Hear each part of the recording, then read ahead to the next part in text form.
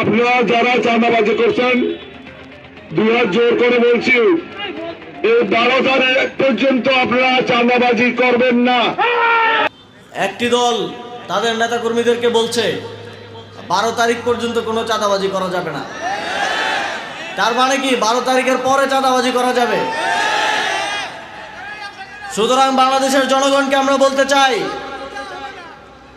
তারা ক্ষুধার্ত শকুনের মতো বসে আছে। 12 তারিখ যদি কোনোভাবে নির্বাচনটা দিতে আসতে পারে, 12 তারিখের পরে আপনারা আর শান্তি পাবেন না।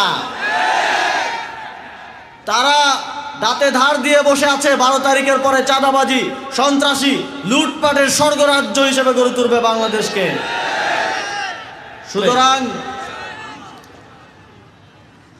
জুলাই গণ অভ্যুত্থান, 5ই আগস্ট যেমন আমাদের জীবন, আমাদের দেশ, প্রত্যেকটি মানুষের ভাগ্য পাল্টে দিয়েছে, আগামী 12ই ফেব্রুয়ারি আবারও আমাদের ভাগ্য পাল্টাবে।